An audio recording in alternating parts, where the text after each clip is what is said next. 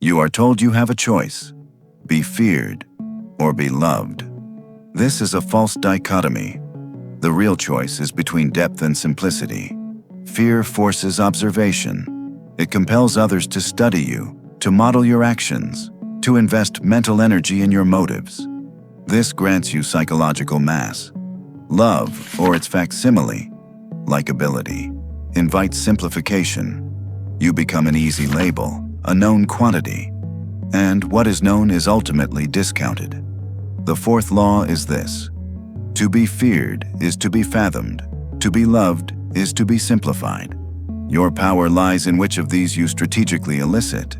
This is not an argument for cruelty. It is an analysis of cognitive investment.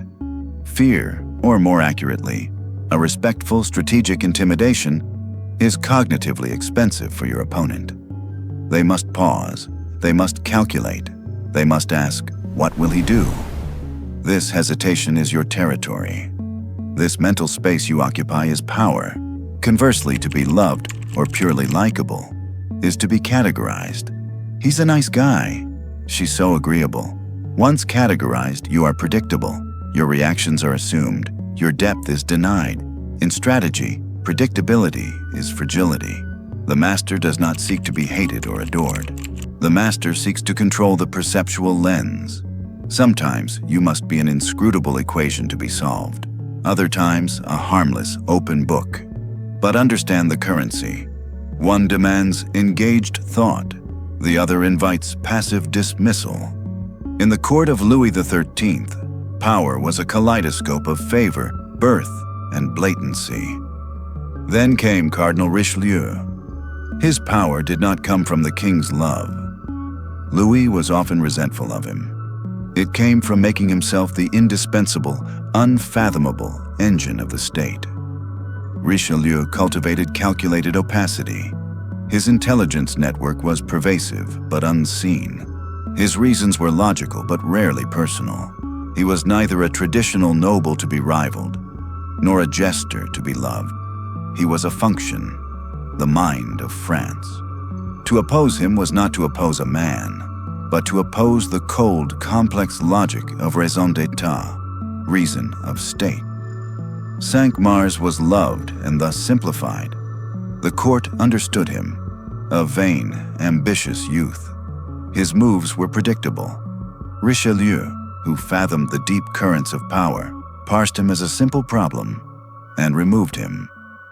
The king's affection was irrelevant against the cardinal's strategic depth. Richelieu won not by being more loved, but by being too complex, too essential, and too dangerous to simplify. This dialectic plays out in every boardroom and every social circle. Your task is to consciously apply the lens. Kiran is not feared in the emotional sense. She is fathomed. Her colleagues have learned her silence is not ignorance, but latent scrutiny. Her words carry disproportionate weight because they are rare, precise, and costly to ignore. She has engineered a perception of high-friction opposition. To challenge her requires homework, data, and risk. This grants her massive autonomy. Mark is simplified. He is the agreeable one. His feedback is discounted in advance because it's predictable and designed to please. He is managed, not consulted. He has traded respect for affection, and in doing so, surrendered his perceptual depth. Elena does not seek to be feared. She establishes cognitive cost. By refusing to be an open book, by calmly enforcing a boundary, she makes herself more complex to navigate. The relative must now think, what lines can I cross? Which can't I?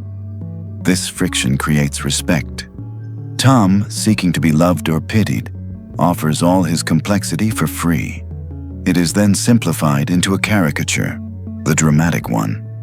His emotional currency is devalued because there is no cost associated with accessing it. He is fathomed not as a person, but as a type. The goal is not to choose one face permanently. It is important to understand that these are tools in your perceptual arsenal. When you need to command space, inject calculated friction. Be the complex equation, the unfathomable function.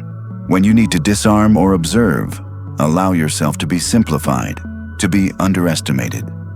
Ask yourself, in this arena, at this moment, do I need to be fathomed or simplified? Your answer will determine the weight of your words, the respect in their eyes, and the territory of your influence. You now understand the dialectic of perception. But what if the most powerful position is to be neither feared nor loved, but unfathomable?